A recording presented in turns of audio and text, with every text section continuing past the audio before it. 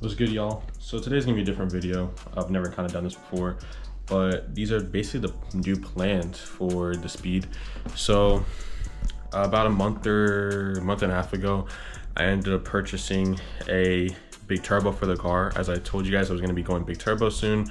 So I ended up buying the big turbo from my friend.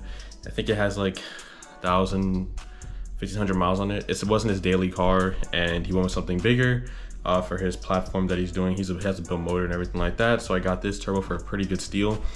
It is a Corksport CST5. As I told you guys, that was my plan to get this turbo because of the fact that it spools later. I didn't really want something that spools that fast. So I got this, and I'll show you guys right now. So this is the turbo. It's a pretty big turbo. So it has the anti-surge porting, obviously made by Corksport.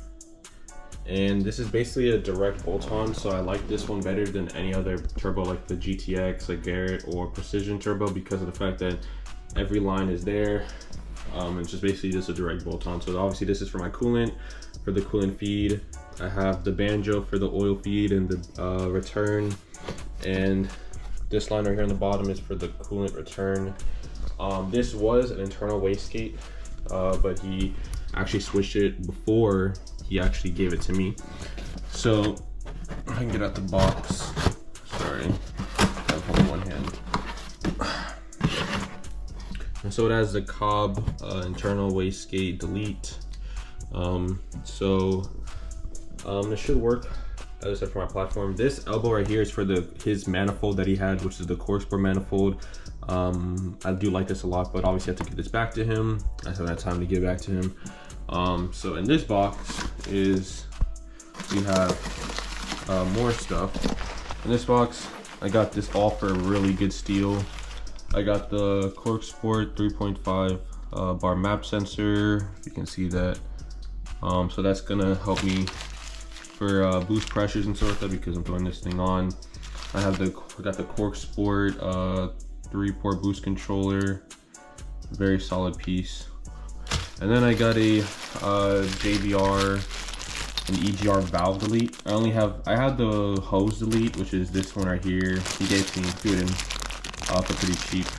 But all I need is this one, the actual valve, because it's easier to bolt this up and everything like that. And I plan on deleting it anyway. It's unplugged. I just have yet to like actually get the plate to delete it, and it gives more room in the engine bay. Also looks cleaner. So I got this for a pretty good deal.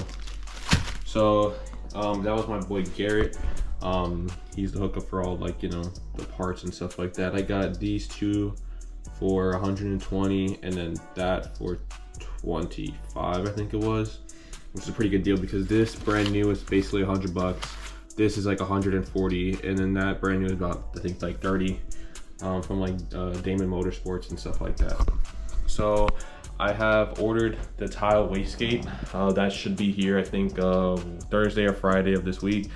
As I got a TIal 44mm MVR, I think that's what it's called, wastegate from Full Race. They have a good deal for Black Friday. I think it's like $348, which is cheaper than all the other competitors. That's why I got it from them. So that should be here this week. Then that's basically it for, I guess.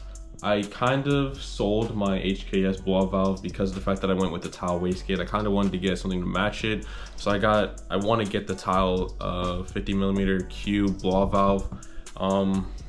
So I kind of sold that one, and I'm trying to find a TIal Q 50mm blow-off valve because I think it sounds really good as well, and to match with its wastegate.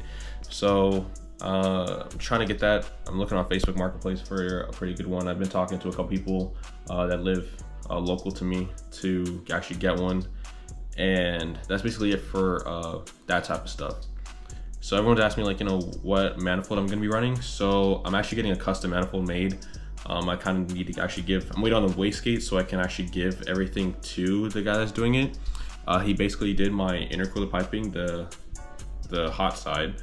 As everyone asked me where I got that custom intercooler piping one that goes on the side of the engine bay instead of right on top of the engine bay. So he's doing a tubular manifold for me. It's gonna almost, I think, look like the Corksport one. If anyone actually knows what that looks like, I'll try to throw a picture right here. So he's gonna do that. He just needs a turbo, the wastegate, and then I actually pulled the stock manifold off of Andrew Speed 6, sorry.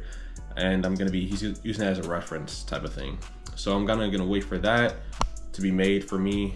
And then after that, I'll basically be ready to go big turbo and just get the tune from Drama Tuned and then load it up, and then we'll be putting that on. Also, I'm hoping to get a custom intake from the same person that's doing my exhaust manifold. Hopefully do like a custom 4-inch intake, maybe. We're actually thinking about making the battery box smaller and getting a smaller battery to fit the 4-inch intake. And I'm trying to get something in the works for you guys as well. So stay tuned for that as well. But other than that, that's basically it that I got for the car. I'm just waiting on the wastegate to come in and I can start making the manifold with this guy. And that's basically it for this video. What's up, y'all? So this is probably the last time you guys can hear the car sound like this, actually. So I'm actually gonna go to the gym, and then I'm going to go to the DGAutowerks to drop off all the stuff for the custom turbo setup. So I'm just gonna give you guys a quick cold start. It's probably the last one you guys are gonna hear.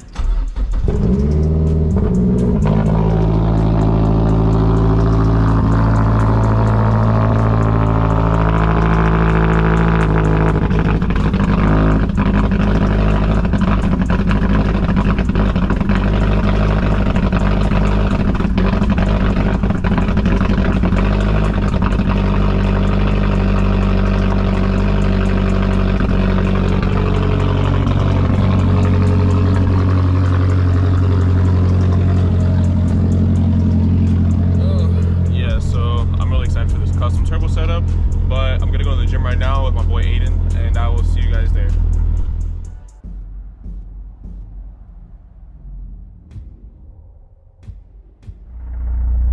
Okay, just finished the gym. So I'm basically like 5 minutes away from the shop right now. I'm just gonna be dropping off all the equipment. So I had got the TIal wastegate. I think that was Tuesday. So I basically have everything. I have the EGR valve delete because I only have the actual hose, I don't know how to describe it. The actual, like, the tubing that goes from the actual EGR to the intake. I only have that deleted, but I don't actually have the actual valve delete. So that will give me enough room to actually fit this big turbo in there. I have basically everything. I got the map sensor, the 3.5 bar map sensor, the boost controller, as I said before. So I'm basically just set. I'm just gonna be going over here. He's gonna make the custom manifold, and hopefully I think an intake as well. So I might do a 3.5 inch. So I was talking to my one of the people on the speed forums. He said to get a 3.5, not a 4 inch, because I'm not at that power level yet. Should be getting a 4 inch intake. So hopefully we'll probably do a custom battery box as well. But I will see you guys when I get there. Okay, guys. So we're basically back. I'm leaving DGAutowerks right now. So good news, guys. So I'm actually sponsored by him now. So basically what we're gonna be doing for you guys is, like, I know all my Mazda people, they always ask me about, like, you know, my intercooler piping, how it goes over the intake battery box area instead of going across the motor. And I think it's more of like a cleaner look than all the other kits that they make, where it goes basically over the entire motor. And also, like, for me, I'm not sure if it has happened to like other people, but the only reason why I went that route was because it also obviously looks cleaner, and for the fact that my the intercooler piping that was going over, it actually rubbed through my AC lines, and it actually obviously leaked all my Freon out of the AC, like all the lines and stuff like that. So that was basically one of the main reasons why I went to that route, because I didn't want that to happen again. A lot of people said, like, you know, just replace the hose, but you can replace the hose but it's gonna do it all over again, you know, because the vibrations of the motor and everything like that, of it going back and forth, it just rubbed through the AC lines. Because it's such a tight fit for the Mazdaspeeds, you know what I'm saying? So either if you don't go underrouted piping, then you're basically kind of like screwed, because it's like you have the fear of obviously rubbing through your AC lines, and no one wants that. It's hot as hell in Florida. So we did that. So we're basically going to be doing, I think, that. We're going to be fixing that up because mine sits a little bit higher, because that's obviously the version 1 that we're doing. And the next one that we're gonna be doing is gonna look a lot cleaner, everything like that. So we're gonna be doing that, as well as we're also gonna be doing a 3.5-inch intake. I'm not sure if we're gonna do anything bigger than that, but we're gonna do a 3.5-inch intake, and we're doing a custom battery box as well, so that for all my speed people, like if you want to fit it like a 3.5-inch or bigger, you can, like, you know, have the ECU relocated and have like a nice clean battery box, almost similar to how Corksport does it, but we're gonna be doing that. And also you can fit a smaller battery. I think we're gonna be going with like a Honda battery, because I know they're smaller and they still have the same cold cranking amps as like a bigger battery. So that's the problem with, like, you know, the people get the 51R batteries, is that it doesn't have the same cold cranking amps as a stock battery. And that's my biggest issue. That's why I never went with a 51R battery, because the fact that I need all this power to start up my car, you know, with the amp that I have and all my subs, you know what I'm saying?